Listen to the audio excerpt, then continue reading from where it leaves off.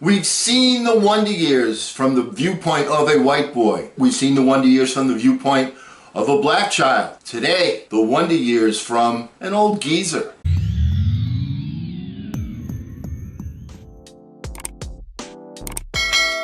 Hello again, everyone. I'm Eli's dad with Project Eli, where we educate, we lead, and we inspire. And yeah, I am focused on personal development. But you know what? When you live your life, a lot of different things come up that make you wonder, that make you go, how about that? Why is that? I don't understand that. So I want to share some of the things that are unclear to me in somewhat of a whimsical way today and see if maybe you can give me some ideas. All right, now let's start with, the things that you see on TV. I mean, I've moved into a new area. We've got this variant going around, so I'm not traveling, doing a lot of things. So occasionally you put on the TV and, there's all sorts of people that say, oh, I only watch sports on TV. Okay, well, that's what I say too, by the way, but it's not true. So some of the things that I watch, I'm going to talk about some of those. Okay, now first of all, the universe needs to have some structure to it. Okay, I mean, we can count on when we're going to have daylight. We can count on the rotation of the earth. We can count upon how long a year is going to be. We may plan. These things were set in motion. The infinite planner has given us a clue, and that clue is get some structure. All right, now we do that as parents. I mean, one of the things that we do with I know I do with Eli is you try and give him the tools so that he can make good decisions, he can make good judgments. That's what it's all about. But the bottom line is you can't be with him all the time. So what you do is you give him as much information as you can, and you say to yourself, okay, he's on his own, let's go. Let's see what you can do. And make me proud. Make good decisions. Make good judgments. Which, by the way, I kind of see a similarity to that with the way the earth is right now with this virus and global warming.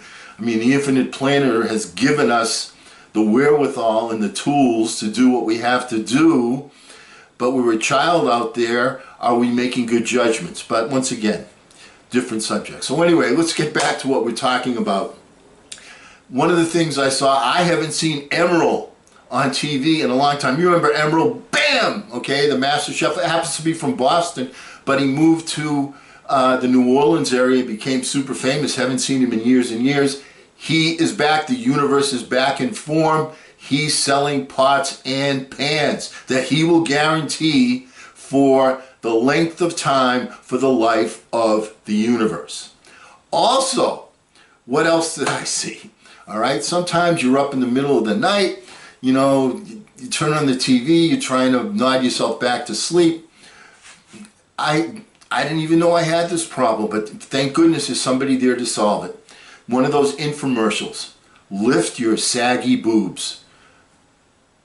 I don't even think I'm going to go there any further, okay? In addition to that, I also saw two kind of older people that I used to watch. Richard Pryor and Flip Wilson are selling, or their companies are selling CDs. You get an 8-set of all of Richard's best work, or Flip Wilson, the genius of the. You get all of this in 8 CDs. But wait, if you order right now, that type of thing. And my thought when I was seeing that was, can we as individuals take our lives and say, here's 8 CDs worth of Eli's dad. What would those CDs look like? What would the highlights of those CDs be? What would the turning points in those CDs be? Think about that for a second. It's kind of an interesting thought. Another thing that comes up now that I've moved to Houston is I heard this before I moved to Houston. It was about grill marks. The importance of having grill marks on your meat when you barbecue. Why? Why is it so important? Do you taste the grill marks? Does it make any difference? You have the all-important grill marks. But my other favorite, especially here in barbecue crazed Texas, all right, and it's good, by the way, in barbecue crazed Texas, is the meat just falls off the bone. Well, I know something about that. If I want meat's gonna fall off the bone, I just, the meat falls off the bone here, all right, it's cellulite. Why aren't these places saying, hey, we've got barbecue just like cellulite? All right, another thing I saw, they have people with prostate issues. Now this is on, late at night, so there's not a lot of, I guess there's a lot of old people that are up there that can't sleep, all right, because they have the commercials for the prostate issues, urology products, that they tell you that you can whiz like a racehorse. Do you have an uneven stream? You can achieve the dream of whizzing like a racehorse. Now, I can't tell you personally how many times in my life that I've dreamed of whizzing like a racehorse. That is that's on my bucket list, no question. You can make a racehorse jealous. That's one of the things saying, you can make a racehorse jealous. Hey, it's on the bucket list.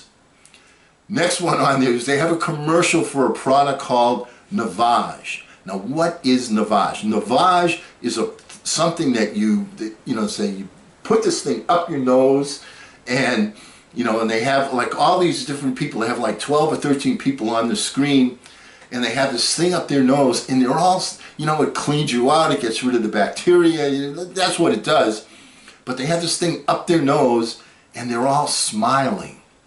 And I'm thinking to myself, if I got something up my nose, the last thing I'm going to be doing is smiling. I remember when I got tested for this virus and they stuck that thing up your nose, it's like, did you feel like smiling at that moment? It kind of reminded me of the old days when they would have these commercials for Zest. It was like a brand of soap, bar soap, and people would be in the shower and they'd be like, rubbing themselves, and they'd be smiling, having the time of their lives in the shower. And I'm thinking to myself, my showers aren't that happy.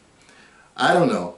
Anyway, another thing I want to talk about is they talk about meat on TV, all right? The Omaha Steaks, they talk about meat, and that makes me think, I'm always thinking about personal development, all right? And it makes me think of like, there's 3 grades of meat. You've got your prime, you've got your choice, you've got your select. Okay, I used to be in that business, so I actually know about that stuff. I don't know very much, but that's one of the things I know. As a matter of fact, my friends, when I was in the business, I used to sell these food and freezer programs, and when I was in California, Mort Mutnick was one of my first mentors. You go out there and you had the meat. My friends would always go, Eli's dad, you showing off your meat? You displaying your meat? How's your meat? Okay, the jokes were endless, okay, repetitive and endless.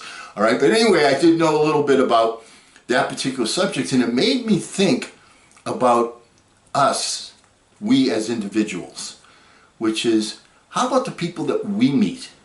Do we divide them into categories? Are some prime? Are some choice? Are some select? Think about that.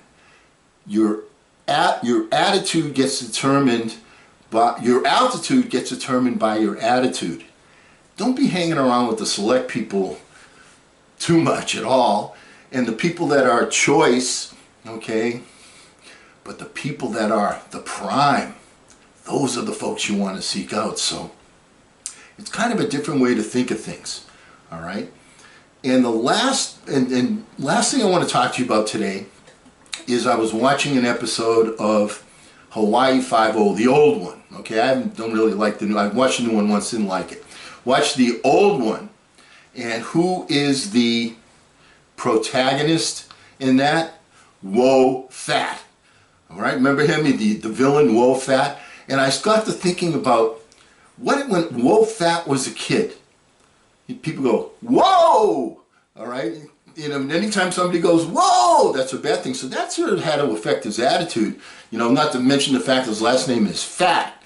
All right? It's, like Adam Sandler, his nickname is the Sandman, all right? So what do you call Woe Fat? The Fat Man, all right? And what would a nickname be for Woe Fat? So if you have, feel a little sympathy, all right? If your name is Woe Fat, what is it that you can turn out to be? Not very much, all right? So anyway, that's a little review for today. Next time I get together with you, I have more things that I'm wondering about. A lot more, and I'm going to share them with you next time we get together. And until that time, hey, don't Don't ration the passion, fashion the passion. I'm Eli's dad.